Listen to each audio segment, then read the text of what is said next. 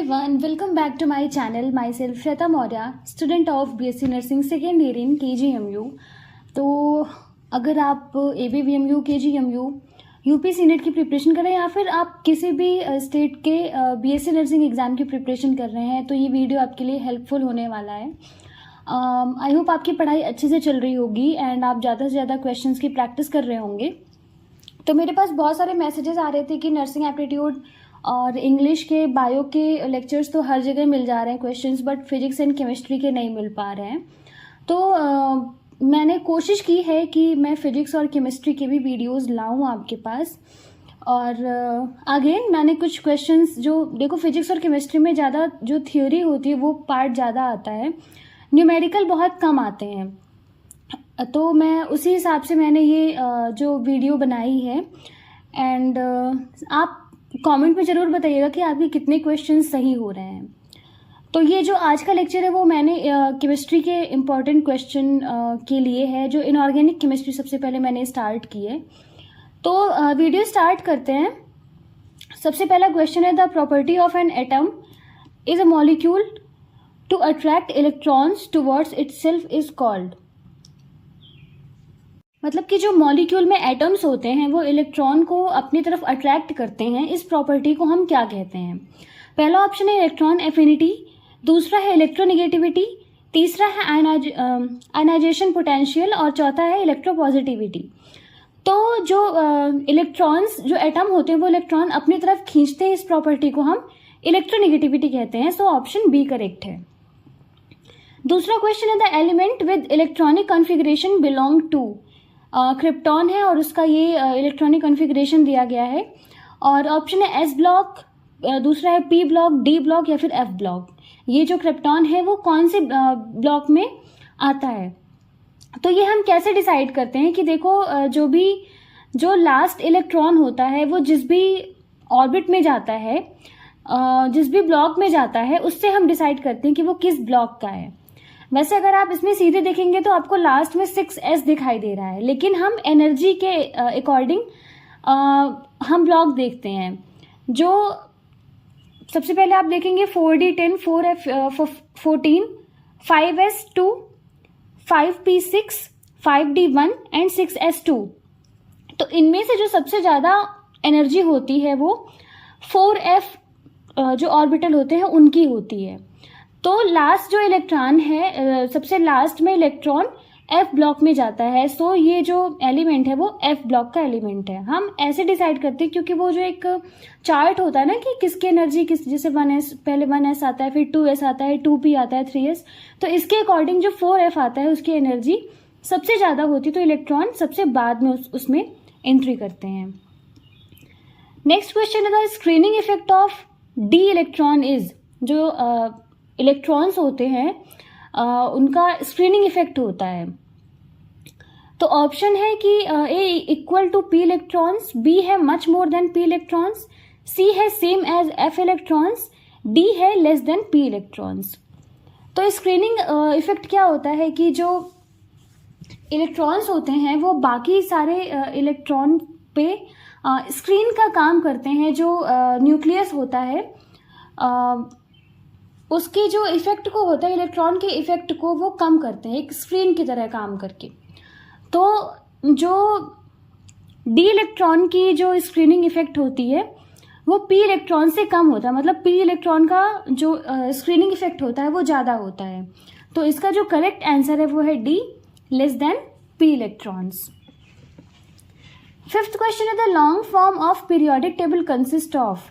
Option A है 8 horizontal and 7 vertical series, B है 7 horizontal and 18 vertical series, next है 7 horizontal and 7 vertical series, and last है 8 horizontal and 8 vertical series. तो जो periodic table है उसका जो लॉन्ग फॉर्म है उसमें 7 हॉरिजॉन्टल और 18 वर्टिकल सीरीज होती हैं. तो ऑप्शन बी करेक्ट है. नेक्स्ट क्वेश्चन है, S block elements are represented by. S block element को हम किस तरह रिप्रेजेंट करते हैं.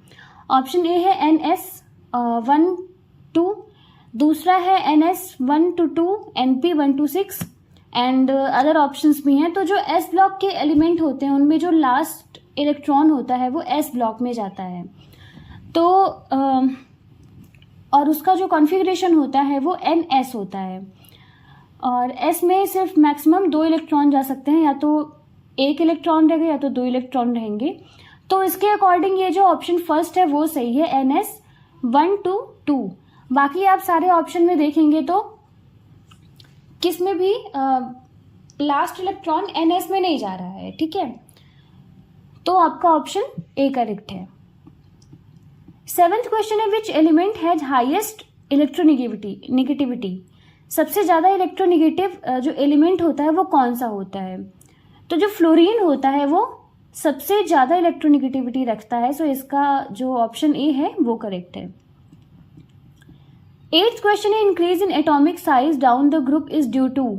मतलब आप जब भी ग्रुप में ऊपर से नीचे की तरफ जाते हैं तो जो एलिमेंट्स होते हैं, एटम्स होते हैं, उनकी एटॉमिक साइज बढ़ती जाती है, वो क्यों होता है? ऑप्शन ए है increase in number of electrons, B है increase in number of neutrons and protons, C है increase in number of protons and D है increase in number of electron, proton and neutrons. जब भी आप group में ऊपर से नीचे जाते हैं तो इलेक्ट्रॉन्स की इलेक्ट्रॉन के नंबर बढ़ते जाते हैं, और जब इलेक्ट्रॉन के नंबर बढ़ते हैं तो शेल्स भी बढ़ते जाते हैं इलेक्ट्रॉन्स को होल्ड करने के लिए। तो जब शेल बढ़ते रहते हैं तो एटम की साइज बढ़ती जाती है। सो इसका ऑप्शन ए करेक्ट है कि जब भी आप ऊपर से नीचे जाते हैं ग्रुप में तो जो इलेक्ट्रॉन्स हैं उनके नंबर बढ़ते हैं, इसलिए जो एटॉमिक साइज है वो इंक्रीज होती है। नेक्स्ट क्वेश्चन है, आयनाइजेशन एनर्जी हाईएस्ट फॉर। जो आयनाइजेशन एनर्जी होती है वो किसके लिए हाईएस्ट होती है? ए है नोबल गैसेस, बी है प्लैटिनम, सी है ट्रांजिशन एलिमेंट एंड डी है हाइड्रोजन। तो फर्स्ट ऑफ ऑल ये देखते हैं कि आयनाइजेशन एनर्जी होती क्या है। कोई भी एटम है वो अपने ग्राउंड स्टेट में है, मतलब कि उसमें ना तो वो कैटायन है ना तो वो एनायन है, अपने वो ग्राउंड स्टेट में है। उससे एक इलेक्ट्रॉन निकालने के लिए जितनी एनर्जी आपको देनी पड़ती है उसको हम आयनाइजेशन एनर्जी कहते हैं। तो जो नोबल गैसेस होती हैं उनकी जो ऑर्बिटल होती है वो फुल होते हैं, मतलब कि जो इलेक्ट्रॉन्स होते हैं उनको निकालने के लिए सबसे ज़्यादा एनर्जी लगती है। तो इसका जो ऑप्शन है वो है ए करेक्ट है, नोबल गैसेस।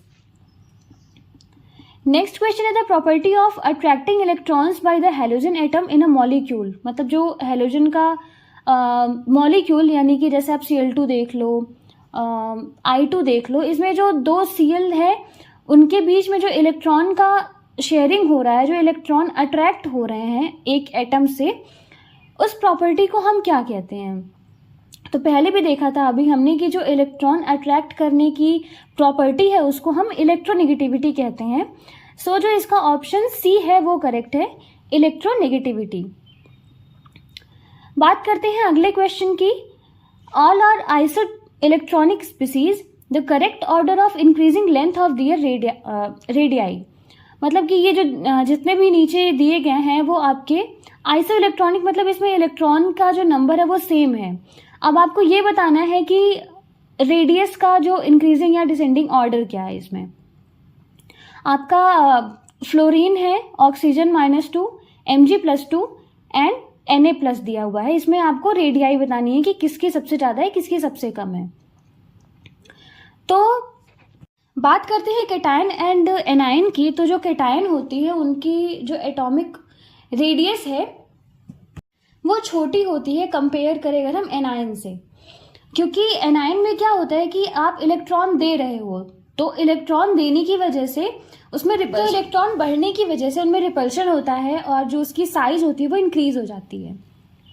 अब कैटायन में क्या होता है कि आप उससे इलेक्ट्रॉन ले रहे हो तो उसमें अट्रैक्शन बढ़ जाता है, इलेक्ट्रॉन्स का जो एटम से अट्रैक्शन होता है वो बढ़ जाता है, क्योंकि आप इलेक्ट्रॉन निकालते जा रहे हो उससे।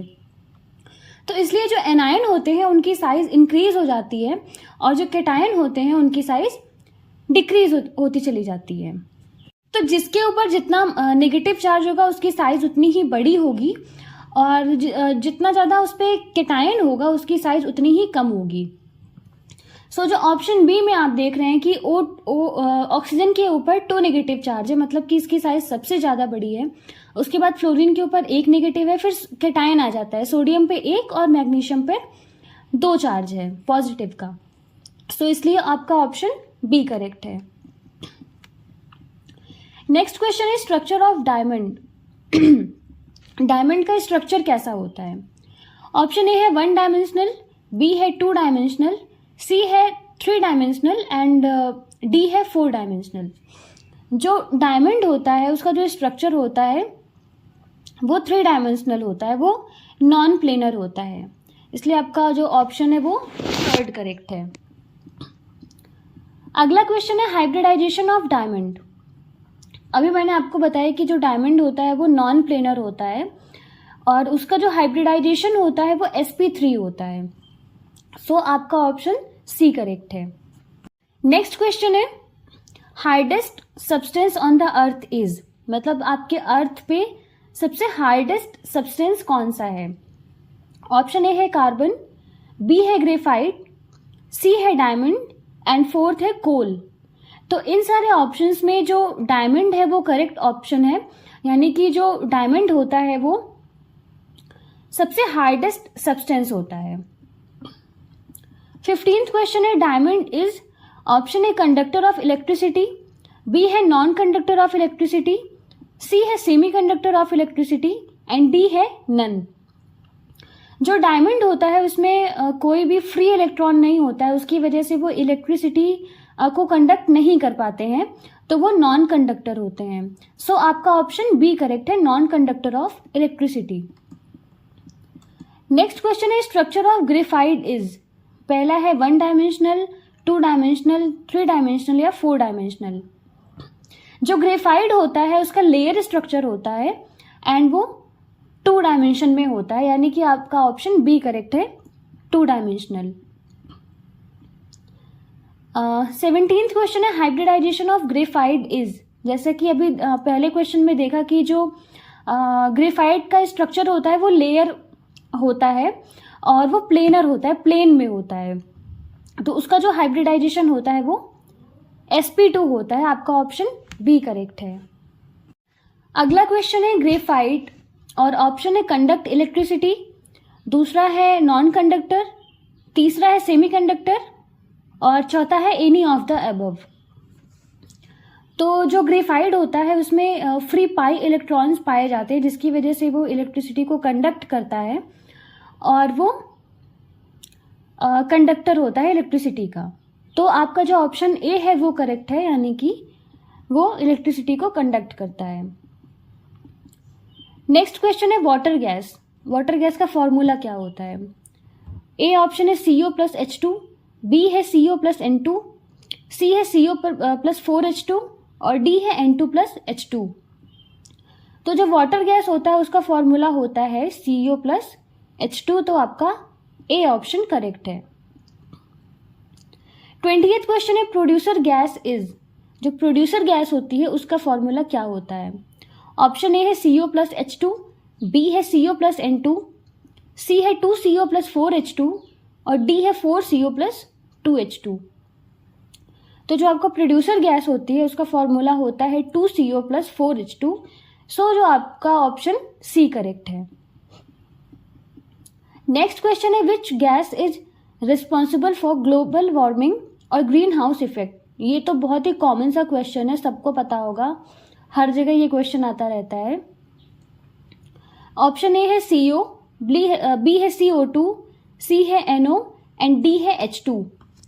तो आपका जो ग्लोबल वार्मिंग या फिर ग्रीन हाउस इफेक्ट के लिए जो रिस्पॉन्सिबल गैस होती है वो होती है CO2, तो बी ऑप्शन करेक्ट है। अगला क्वेश्चन है कार्बोनिक एसिड का फॉर्मूला क्या होता है?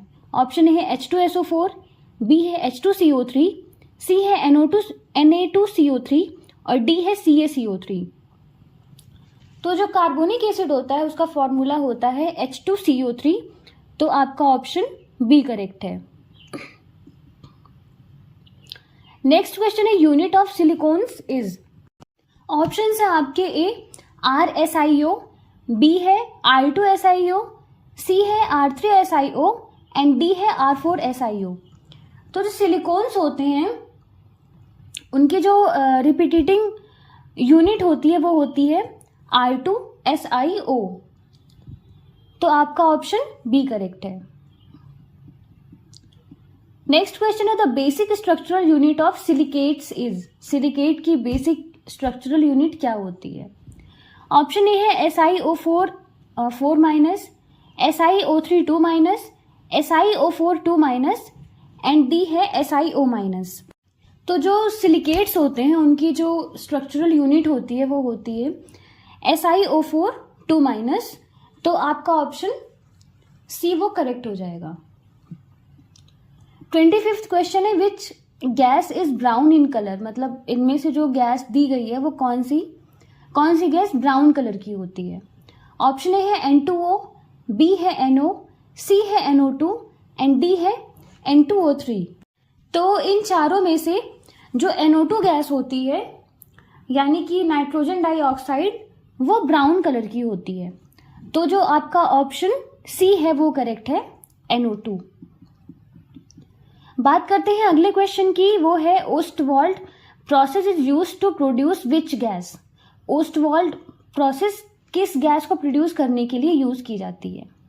ऑप्शन ए है H2SO4, बी है HNO3, सी है HNO2 और डी है HCl। तो जो ओस्टवाल्ड प्रोसेस होता है वो यूज किया जाता है HNO3 को प्रोड्यूस करने के लिए। तो आपका ऑप्शन बी करेक्ट है। नेक्स्ट क्वेश्चन है एलोट्रॉप्स ऑफ फॉस्फोरस आर, और ऑप्शन है white red black, white yellow black, red yellow black and red white yellow. मैंने मतलब इस क्वेश्चन में थोड़ी सी मुझे याद नहीं आ रहा था, बट वाइट और येलो कलर सेम होता है तो मैंने बट वाइट और इसमें येलो को अलग अलग किया है। तो मैं इसका आपको ऐसे ही बता दे रही हूँ कि फॉस्फोरस के 3 एलोट्रॉप्स होते हैं, 3 कलर के, वाइट कलर, रेड और ब्लैक, और वाइट को हम येलो भी कहते हैं। तो वाइट और yellow, red and black. Next question है देन ऑर्थोफॉस्फोरस एसिड इज। मतलब ऑर्थोफॉस्फोरस एसिड का फॉर्मूला क्या होता है? ऑप्शन ए है H3PO2, बी है H3PO3, सी है H3PO4 और डी है HPO3। ऑर्थोफॉस्फोरस एसिड जो होता है वो होता है H3PO3। तो आपका जो ऑप्शन है वो बी करेक्ट है। और नेक्स्ट क्वेश्चन में आपसे पूछा गया है कि ऑर्थोफॉस्फोरिक एसिड का फॉर्मूला क्या होता है। इसके पहले वाला जो क्वेश्चन था उसमें ऑर्थोफॉस्फोरस था, इसमें ऑर्थोफॉस्फोरिक एसिड है। और आपका ऑप्शन है H3PO2, H3PO3, H3PO4 and HPO3। तो जो ऑर्थोफॉस्फोरिक होता है उसका फॉर्मूला होता है H3PO4। तो सी ऑप्शन आपका करेक्ट है। नेक्स्ट क्वेश्चन है producer gas is a mixture of. Producer gas किन किन 2 गैसों का मिक्सचर होती है? ऑप्शन ए है CO एंड N2, बी है CO2 एंड H2, सी है CO एंड H2 और डी है CO2 एंड N2। तो जो प्रोड्यूसर गैस होती है वो 2 गैस CO और N2 का मिक्सचर होती है। तो इसमें से आपका ऑप्शन ए करेक्ट है। 31st क्वेश्चन है which of the following is a tetra basic acid. मतलब कि ऐसा कौन सा इनमें से कंपाउंड है जो जिसकी बेसिसिटी 4 है? आपका ऑप्शन ए है ऑर्थोफॉस्फोरस एसिड, बी है ऑर्थोफॉस्फोरिक एसिड, सी है मेटाफॉस्फोरिक एसिड और डी है पायरोफॉस्फोरिक एसिड। तो इनमें से आपका ऑप्शन डी करेक्ट है। जो पायरोफॉस्फोरिक एसिड होता है उसकी जो बेसिसिटी होती है वो 4 होती है और पायरोफॉस्फोरिक एसिड का फॉर्मूला होता है H4P2O7 और इसलिए उसकी जो बेसिसिटी है वो 4 होती है। तो आपका ऑप्शन डी करेक्ट है। नेक्स्ट क्वेश्चन है the important method for the fixation of nitrogen is. मतलब इनमें से जो ऑप्शन है वो है हैबर, बी है सॉल्वे, सी है डेकॉन और डी है फिशर मेथड। तो इसमें से ये पूछा गया है कि ऐसा कौन सा जो मेथड है जिसमें हम नाइट्रोजन को फिक्स करते हैं, यानी कि नाइट्रोजन से हम कोई कंपाउंड बनाते हैं। तो इसमें से आपका जो ऑप्शन ए है वो करेक्ट है। हैबर प्रोसेस जो होती है वो हम अमोनिया बनाने के लिए यूज़ करते हैं एंड जो रिएक्शन होती है N2+H2 जिससे NH3 बनता है उसको हम हैविट प्रोसेस कहते हैं, तो इसका ऑप्शन ए करेक्ट है। नेक्स्ट क्वेश्चन है which of the following represents laughing gas, मतलब लाफिंग गैस का जो फॉर्मूला होता है वो क्या होता है। ऑप्शन ए है NO, बी है N2O, सी है NO2 और डी है N2O3। तो जो लाफिंग गैस होती है उसका जो फॉर्मूला होता है वो होता है N2O, जिसको हम नाइट्रस ऑक्साइड भी कहते हैं। तो इसमें से आपका बी ऑप्शन करेक्ट है। नेक्स्ट क्वेश्चन है द स्ट्रॉन्गेस्ट बेस इज, और ऑप्शन है कि पहला है NH3, बी है PH3, सी है ASH3 और डी है SbH3। तो जो नाइट्रोजन फैमिली होती है उसमें से जो सबसे स्ट्रॉन्ग बेस होता है वो होता है NH3, तो आपका ऑप्शन ए करेक्ट है। अगला क्वेश्चन है which one has the highest percentage of nitrogen. Option मतलब कि ये है कि इनमें से कौन सा कंपाउंड है जिसमें नाइट्रोजन का परसेंटेज सबसे ज़्यादा होता है। ऑप्शन ए है यूरिया, बी है अमोनियम सल्फेट, सी है अमोनियम नाइट्रेट एंड डी है कैल्शियम नाइट्रेट। तो जो लोग थोड़ा बहुत खेती के बारे में जानते होंगे उनको इसका आंसर आई होप पता होगा, क्योंकि वो लोग यूरिया का यूज़ करते हैं खाद की तरह, उस पर नाइट्रोजन की परसेंटेज भी लिखी होती है 46%। तो इसका ऑप्शन ए करेक्ट है, यूरिया में सबसे ज़्यादा नाइट्रोजन की परसेंटेज होती है। बात करते हैं अगले क्वेश्चन की, which of the following phosphorus is most stable. सबसे ज़्यादा स्टेबल जो एलिट्रॉप होते हैं फॉस्फोरस के, उनमें से कौन सा फॉर्म होता है जो सबसे ज़्यादा स्टेबल होता है। तो इसमें भी मैंने गलती की है, वाइट और येलो एक ही होता है, और सबसे ज़्यादा जो स्टेबल होता है वो वाइट कलर का ही जो फॉस्फोरस होता है वो होता है। तो वाइट आ जाए येलो आ जाए बात एक ही है, तो वाइट फॉस्फोरस सबसे ज़्यादा स्टेबल होता है। नेक्स्ट क्वेश्चन है contact and lead chamber process is used for production of. जो कॉन्टैक्ट और लेड चैम्बर प्रोसेस होती है वो किस कंपाउंड के प्रोडक्शन के लिए हम यूज़ करते हैं। ऑप्शन ए है नाइट्रिक एसिड, बी है सल्फ्यूरिक एसिड, सी है नाइट्रस एसिड और डी है कार्बोनिक एसिड। तो ये जो दोनों प्रोसेसेस होती हैं उसको हम सल्फ्यूरिक एसिड के प्रोडक्शन के लिए यूज़ करते हैं, तो इसका बी ऑप्शन करेक्ट है। 38 क्वेश्चन है rotten egg like smell is, मतलब ऐसा कौन सा इसमें से जो नीचे कंपाउंड दिया गया है इसमें से किसकी स्मेल रोटन एग जैसी होती है। ऑप्शन ए है NO, बी है H2S, सी है NO2 एंड डी है CO। तो इन ऑप्शंस में से मतलब ये एक तरह का टेस्ट भी होता है, जो हाइड्रोजन सल्फाइड होती है उसकी जो स्मेल होती है वो रोटन एग जैसी होती है, तो इसका बी ऑप्शन करेक्ट है। नेक्स्ट क्वेश्चन है ऑक्सीजन मॉलिक्यूल एग्जिबिट्स, और ऑप्शन है पैरामैग्नेटिज्म, बी है डायामैग्नेटिज्म, सी है फेरोमैग्नेटिज्म और डी है फेरीमैग्नेटिज्म। तो जो ऑक्सीजन मॉलिक्यूल होते हैं वो पैरामैग्नेटिक होते हैं क्योंकि उनमें अनपेयर्ड इलेक्ट्रॉन्स होते हैं, इसलिए वो पैरामैग्नेटिक प्रॉपर्टी शो करते हैं, इसलिए आपका ऑप्शन ए करेक्ट है। 48 क्वेश्चन है ozone is obtain from oxygen, मतलब हम जो ओजोन का फॉर्मेशन हम ऑक्सीजन से कैसे करते हैं।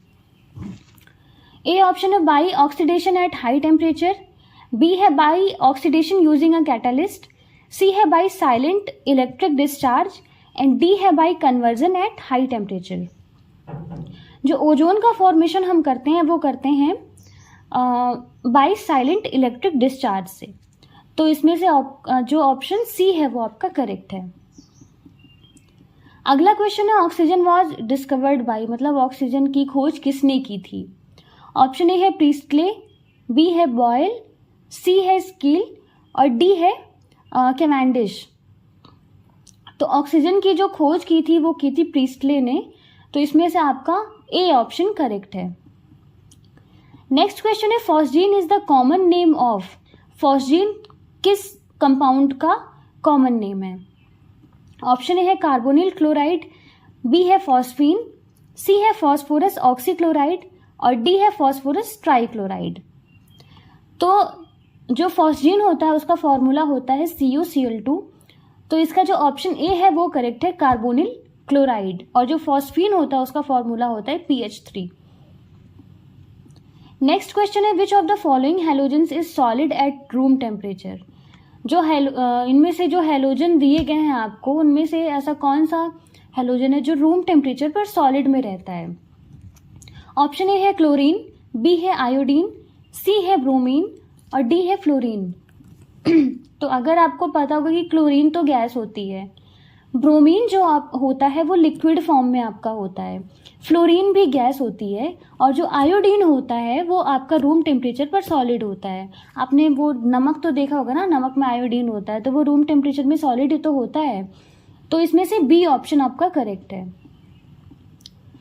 नेक्स्ट जो क्वेश्चन है कि Deccan process is used in the manufacture of, जो डेक्कन प्रोसेस है वो किसके फॉर्मेशन के लिए यूज किया जाता है। ऑप्शन ए है ब्लीचिंग पाउडर, बी है सल्फ्यूरिक एसिड, सी है नाइट्रिक एसिड और डी है क्लोरीन। तो जो डेक्कन प्रोसेस होती है वो यूज किया जाता है क्लोरीन के मैन्युफैक्चर के लिए। तो इसमें से आपका डी ऑप्शन करेक्ट है। अगला क्वेश्चन है द वीकेस्ट एसिड इज, मतलब इनमें से जो ऑप्शन दिए गए हैं उनमें से वीकेस्ट एसिड कौन सा है।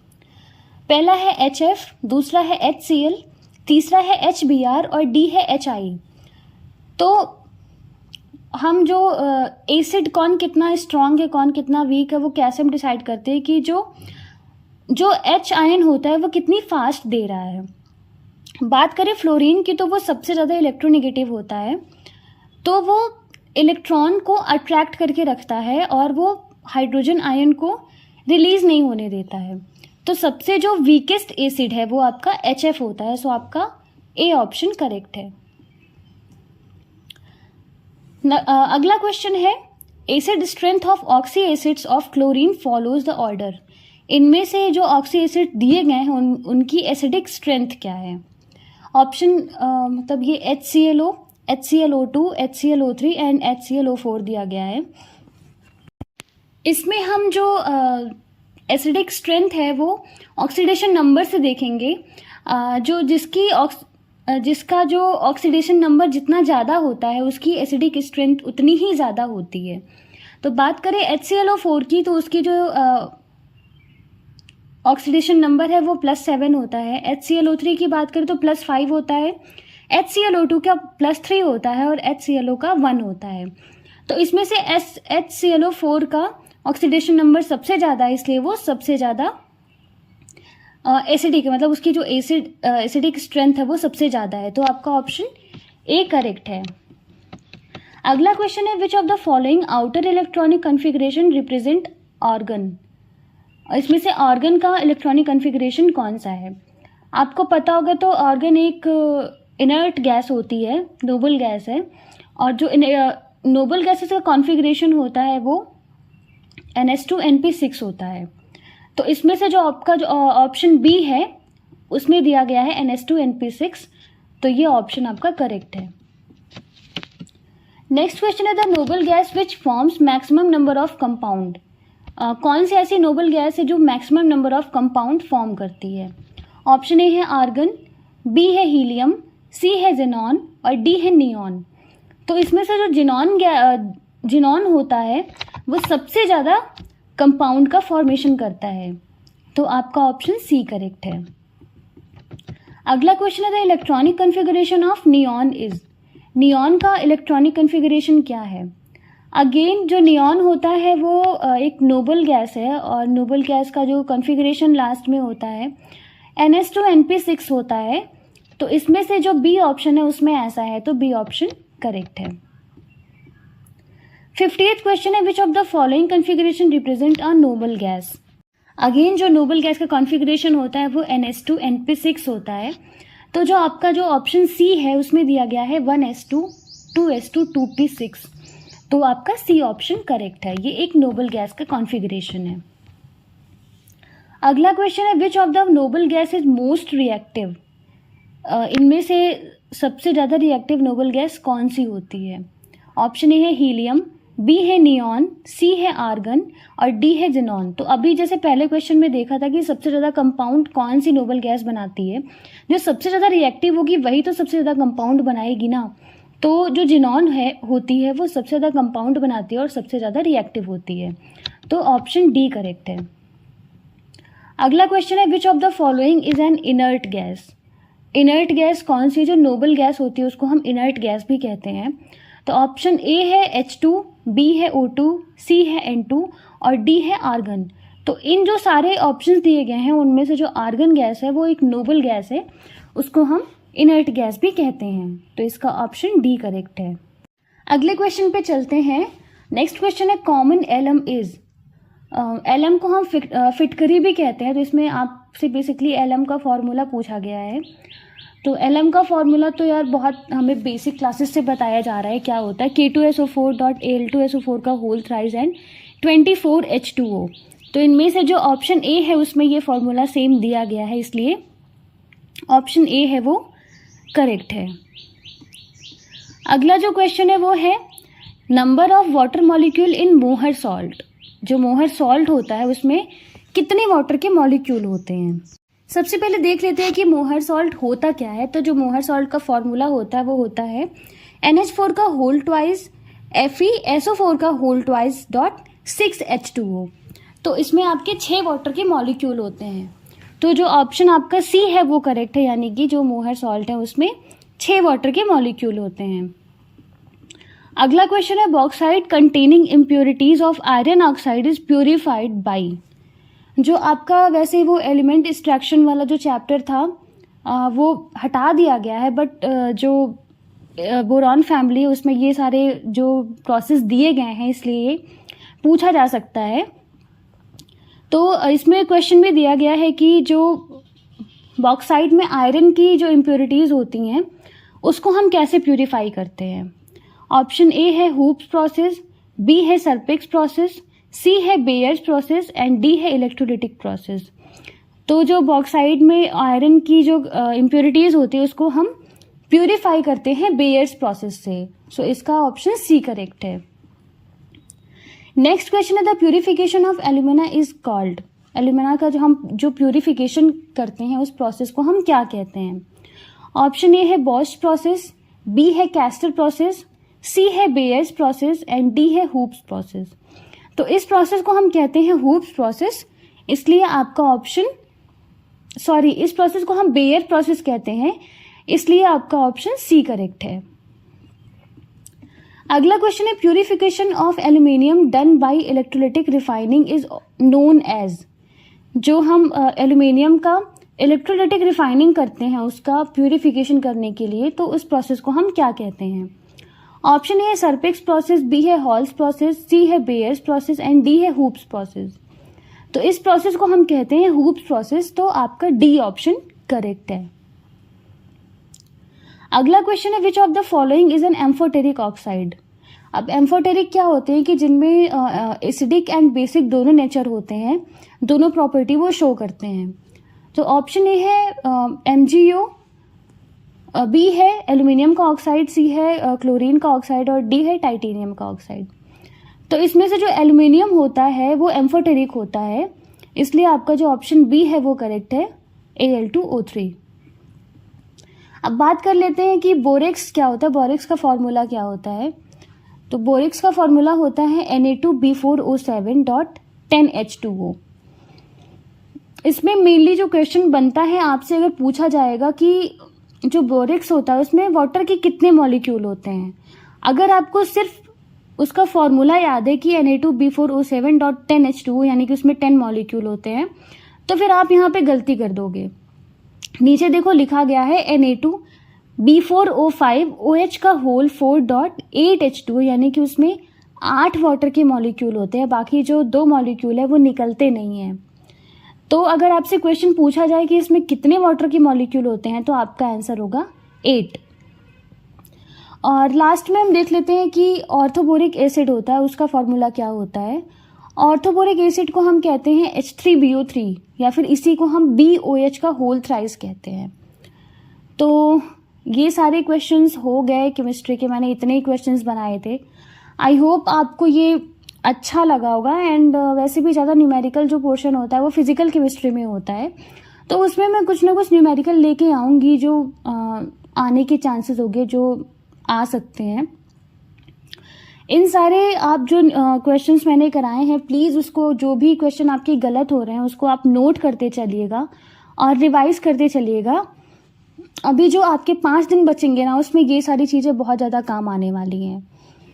तो आज के वीडियो में इतना ही। मैं कोशिश करूँगी कि डेली, वैसे अभी हमारी छुट्टियाँ चल रही हैं, समर वैकेशन चल रही हैं, तो घर पे इतना पॉसिबल नहीं हो पाता है कि मैं एक दिन में 2 वीडियो अपलोड करूँ, बट कोशिश करूँगी कि मैं एक दिन में आपके लिए 2 वीडियो अपलोड करूँ। एंड ऑब्वियसली मेरा घर यहाँ पे गांव में है, तो यहाँ पे नेटवर्क की भी बहुत प्रॉब्लम होती है। मुझे वीडियो अपलोड करने के लिए न जाने कहाँ कहाँ घूमना पड़ता है। तो ठीक है, मैं वैसे भी कोशिश करूँगी कि एक दिन में 2 वीडियो अपलोड करूँ। आज की वीडियो में इतना ही। मिलते हैं अगले लेक्चर में। आप अपनी पढ़ाई करते रहिए।